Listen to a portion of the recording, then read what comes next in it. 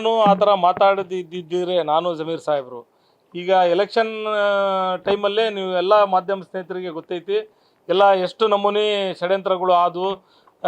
ಅದಕ್ಕೆ ನಸೀರ್ ಸಾಹೇಬರಿಗೆ ಜಬ್ಬಾರ್ ಸಾಹೇಬರಿಗೆ ಇವೆಲ್ಲ ಕ್ರಮ ಆದವು. ಅವ್ರಿಗೂ ಕೂಡ ಅನಾವಶ್ಯಕವಾಗಿ ಪಕ್ಷದಲ್ಲಿ ಒಂದು ಗೂಬೆ ಕೂರಿಸೋ ಕೆಲಸವನ್ನು ಮಾಡಿ ಅವರಿಗೆ ಸಸ್ಪೆಂಡ್ ಮಾಡಿದರು. ಆವಾಗಿಂದನೇ ಈ ಷಡ್ಯಂತ್ರ ನಡೀತಾ ಇದೆ.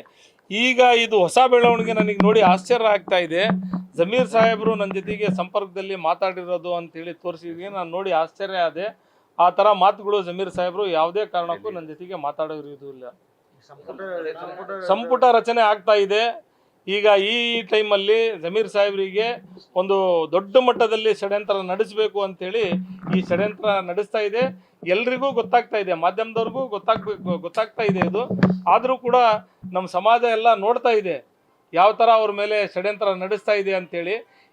ಯಾವುದೇ ಕಾರಣಕ್ಕೆ ಅವ್ರಿಗೆ ಏನು ಷಡ್ಯಂತ್ರ ಮಾಡಿದ್ರು ಅವ್ರಿಗೆ ಹಿನ್ನಡೆ ಮಾಡೋಕ್ಕೆ ಸಾಧ್ಯ ಆಗೋದಿಲ್ಲ.